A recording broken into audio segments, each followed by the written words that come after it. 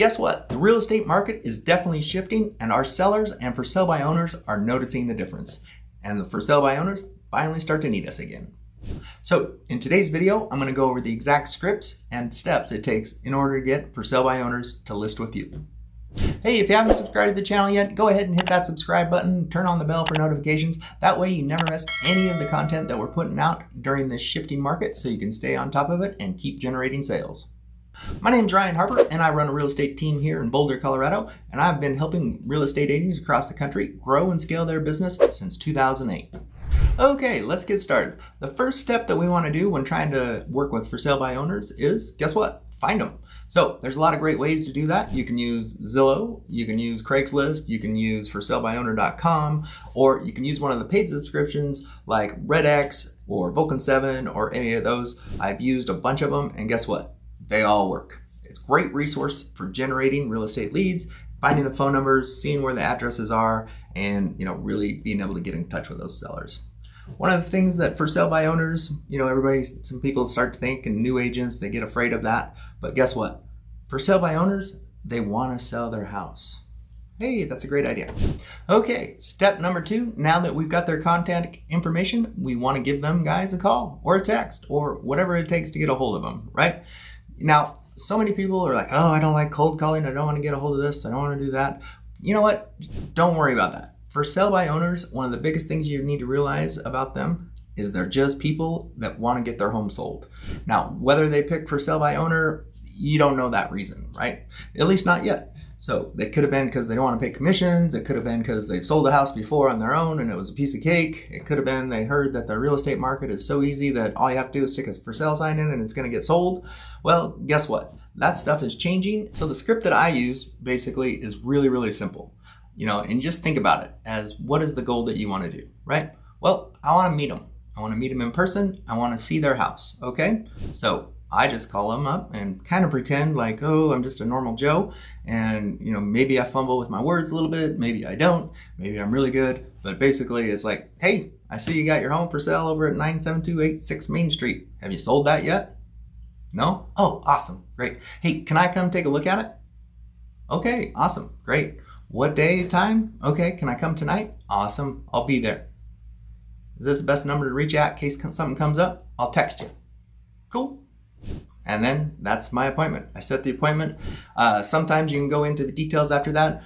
Awesome. I appreciate that. I love to come by and preview homes. I am a real estate agent in the market, but I make sure I look at every single home that's on the market so I can give those to my buyers and they can, we can come take a look at them if appropriate. But I always make sure I preview everything first. Just want to make sure that we got that out of the way, and I'll see you tonight at 6. All right. So that's kind of the versions that I use. Sometimes I don't have the other part in there. Sometimes I do.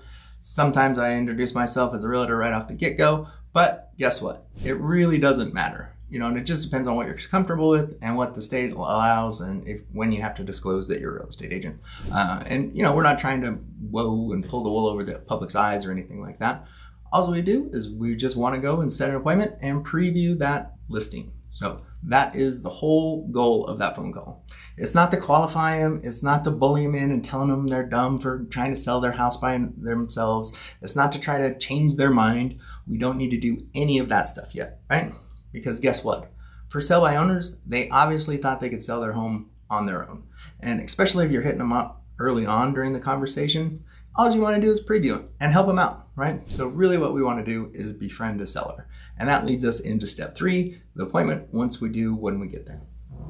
All right, now that we've got the appointment, there's a couple of things that we want to do. We don't want to just show up and wing it and willy-nilly and be like, oh, hey, yeah, great, thanks for letting me in. You got a beautiful house, So we want to have a plan, right? And so we want to be able to deliver them value even at this stage of the game. So I call it befriend a for sale by owner. There's a lot of other people that call it different things like that. But really what you want to do is help them out.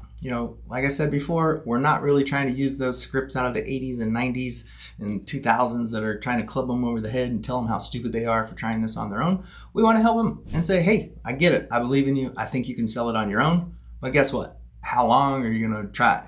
That's really the question that I want to get, why I'm there at this appointment. So, I show up you can show up with different things. I used to show up with books and all the kind of stuff that I had. I wrote the book Luxury Home Sales for the Digital Age as a credibility indicator, so I could show that to for sale by owners or expires on this is what it takes to sell a home in today's market. And so that kind of stuff is coming out again, and you need to have those things. But worst case, you can show up with a folder with a few things in it. Here's a list of resources, right? And so that's the biggest thing that I would do. I'd always show up with a list of resources. I'd show up with a seller property disclosure, a blank one that I printed out from the state. And I'd just be like, hey, in case you didn't know, seller property disclosure, this will help, disclose any known incidents that happened in the home, so that it'll help cover your butt in case something comes up, right? You want to disclose that to your home buyers, just one of the things like that. Oh, have you looked at the real estate contract? Do you know how to fill that out? Oh, wow. Okay. Well, here's the contract. I put a blank one of those in there for you too, just in case you need it. Title company or a lawyer, they can help you do that stuff too. No big deal. Don't worry about it. Right. So the whole time I'm not really pressuring them. I'm just showing them things that they need to help get done. You know what I mean? And then I'm having a conversation with them as they're showing me through the house. I'm asking them, hey, how many people have, been through or serious buyers, and have you got them all pre-qualified or any of that kind of stuff yet? And they're like, well, geez, no, I didn't know about that. Or, oh, yeah, some of them do, or some of them don't, or I've shown it a lot. And, I'm like, oh, how many calls are you getting? And they're like, oh, we've got a lot of calls. I'm like, oh, is it mostly real estate agents? And I kind of make that joke, right? And they're like, oh, yeah. And I'm like, oh, well, it all just depends on, where you're marketing your home to. And of course, you're marketing on Zillow, which is going to attract a lot of real estate agents. And Zillow actually hides your house and doesn't really show it to the public unless they switch on that little button that says show me the other listings. So that's one of the things that you got to kind of think about when you're doing those things. And so then I kind of just keep talking about, what they need to do to sell their home. Hey, did you get professional pictures done? Do you have a website that you created for it? Have you done Facebook ads or different things like that? And so they can be like, oh, geez, no, oh, no. And so really, that's all what we're trying to do. Plant seeds of doubt, but be super helpful, right? And then, like I said, when we're walking out the door, I just ask them, I'm like, so how long are you going to try to sell this on your own before you hire a real estate agent? And they either, most people are answer, 4 weeks, 6 weeks, 2 more weeks, something like that, right? And so once you have that, you're like, okay, cool. Is it all right if I follow up with you and just, keep in touch? And if I get one of my buyers over here, bring them over. Love to work with you on this deal. And if you need anything, feel free to reach out. If you need help with holding an open house, or if you're out of town and you can't show one of the buyers, just let me know. I'll come do it for you. So I pretend I, basically just befriend them and want to be their friend. So I offer that stuff, no charge or any of those things, but if chances are the buyer's not going to want to work with them or anything anyway, so I'm going to pick up a new buyer. So those are the things that I like to do while I'm at the appointment. Okay, now we are at step 4, the follow-up. This is the biggest part, right? So you set the appointment, you've got them to get to know you a little bit, they like you a little bit, they believe that you're trying to really help them sell their home on their own, and you're giving them a lot of great resources and tools. Now, the follow-up part, right?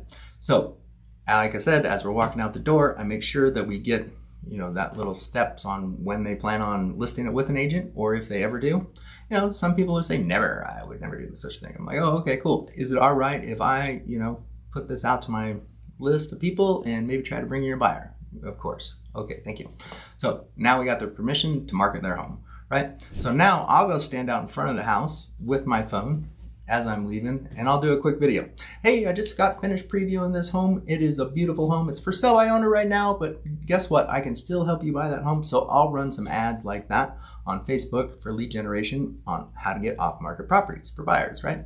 So once I have that, then, I follow up with people. I get a lead, I call them, I see if we can set an appointment to see it. I work really hard to try to sell that home for the seller before we even go under contract, right? That way they're gonna see that what I'm doing, and I'm actually trying to bring value to them. I'll send them, emails like, hey, here's the email I just sent out to my list. I'll let you know if anything happens. Oh, hey, here's an ad I'm running. I'm just trying to see if I can get some buyers for you. Appreciate it that you're willing to pay that buyer commission, and so things like that is how I follow up with them during that time when they said, oh, we're going to do it for 4 more weeks, or, oh, we're going to do it for 2 more weeks, right? So no other agent really follows up that well. A lot of them we'll do the cold call scripts and say, hey, are you willing to pay a commission? And, do that kind of stuff and really try to beat them up right off the get-go. And so, like I said, never do that. Befriend them, give them great value, give them great stuff all along the way. And then when it comes time to make that decision on who are they going to use, they're going to pick you. Of course, unless their sister or mom or cousin or brother or daughter or wife is an agent. And then, you find that out during the conversation. If that's the case, say, hey, I'd love to work with them. I'll even pay them a referral fee if you list it with me or something like that. You can do things like that to help if they're like, oh, wow, I really love your marketing plan, but, that kind of stuff. So there's always those options. There's always different ways to work around that. And then frankly, if they're not going to use you on any of those things, that's okay. Still try to sell it, still work your magic, and then you get your name and your reputation out there as somebody who is really hustling and trying to work with these sellers. Okay, if you found that video helpful and those tips and tricks, make sure you hit that subscribe button, give us a thumbs up, leave a comment below. Let me know if you liked it or if there's any other questions you have about for sale by owners and how to work with those people. So it's definitely a great source of business. Hey, if you're struggling with lead generation or just having trouble knowing what to do next in your real estate business, go ahead and schedule a call with me. I'd love to help.